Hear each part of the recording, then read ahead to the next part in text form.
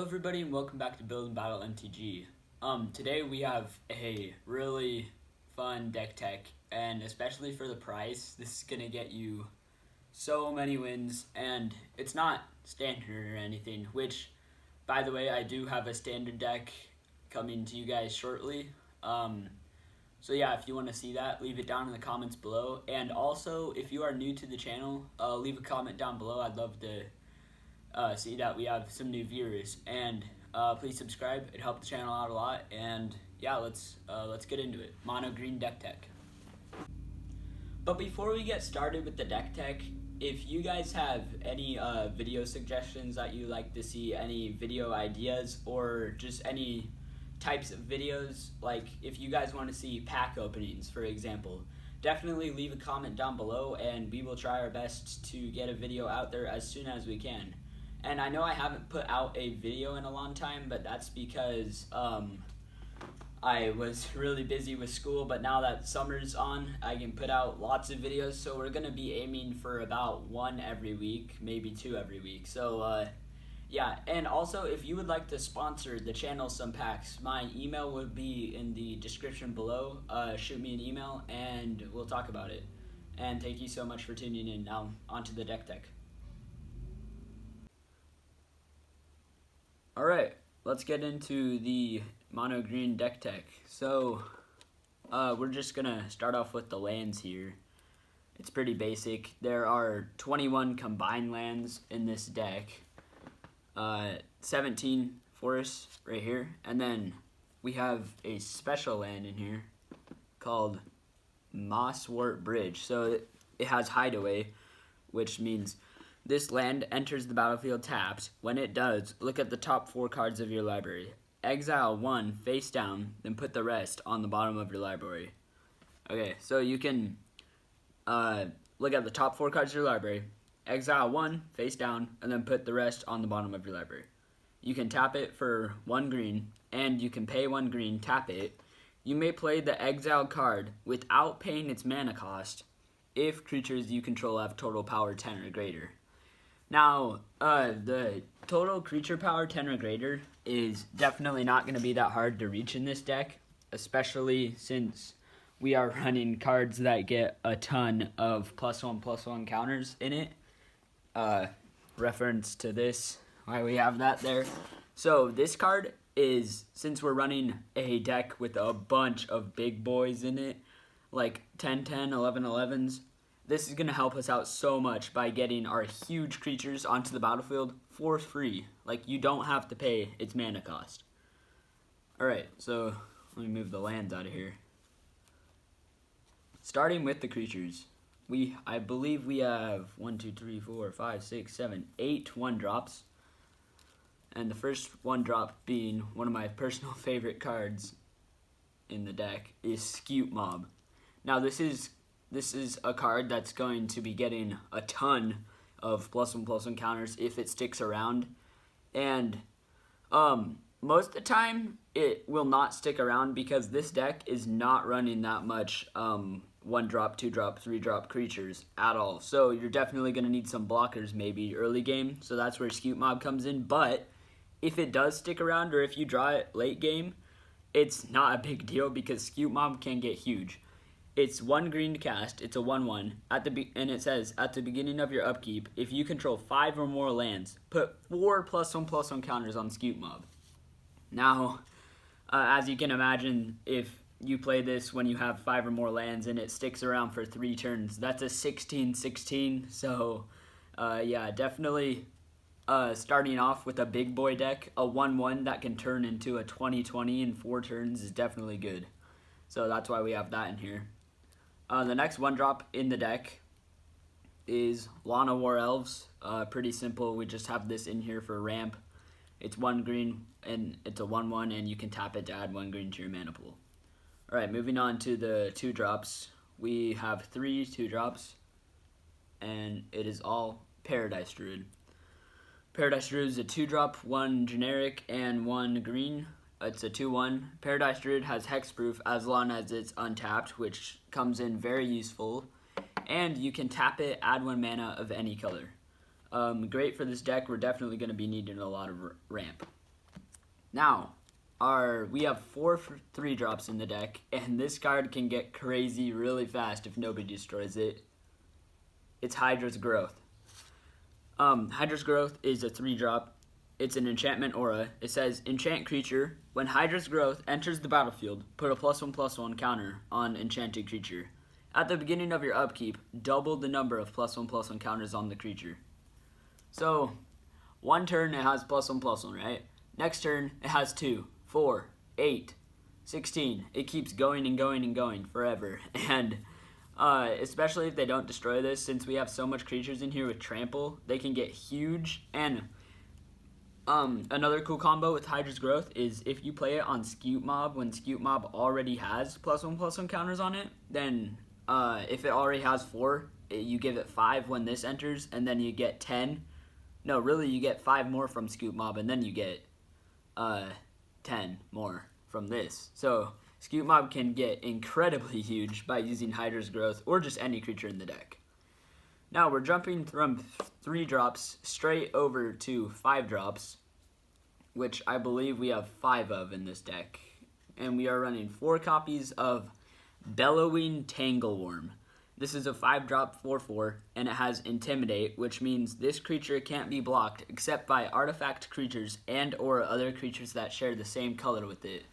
So if you're versing a deck that does not have green in it or artifact creatures, this creature is going to hit for 4 damage every turn, but it says other green creatures you control have Intimidate. So if your opponent's not running green, they're basically screwed unless they have an all-artifact deck. This card is insane, and definitely run all 4 copies of it in this deck. The next card we have in here is Overwhelming Stampede. We only have 1 copy of this in the deck because it is a bit expensive. It's like $1.25 per copy, but if you have the money, you can take some of the Hydra's Growth out or something else that you don't want in here and throw some more of these in, maybe like 1 more, 2 more, and it would definitely make the deck a lot better. It's a sorcery, 5-drop, and it says, until end of turn, creatures you control gain trample and +X/+X, where X is the greatest power among creatures you control. Now, it's really easy to give your creatures +10/+10 and trample until end of turn with this card. Maybe +7/+7, +8/+8, +5/+5.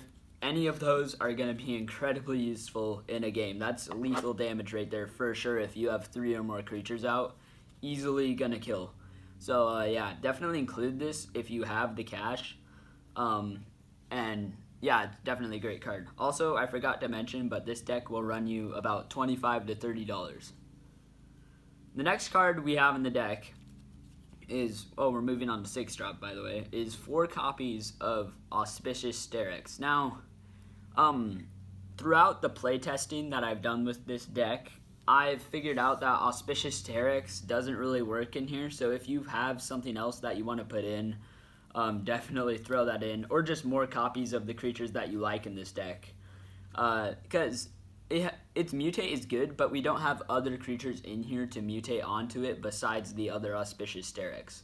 Anyways, it's a 5-drop 6/6, mutate for 6, and it says whenever this creature mutates, exile cards from the top of your library until you exile X permanent cards, where X is the number of times this creature has mutated. Put those permanents onto the battlefield. Now, we're easily going to be able to get a huge creature onto the battlefield. Even if it's a land, we're okay with that because we want as much lands as we can get to drop our huge creatures that are in this deck.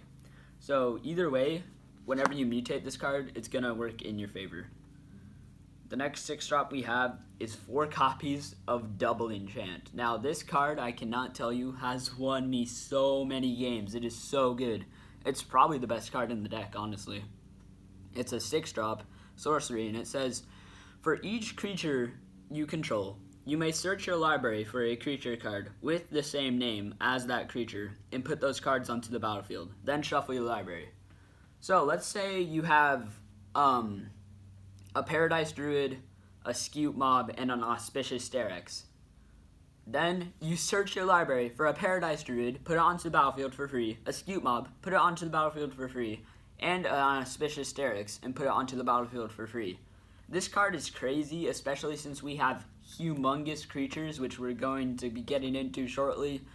And you can just drop them like 10 drops onto the battlefield for free. It's crazy. So definitely 4 copies of this card in the deck.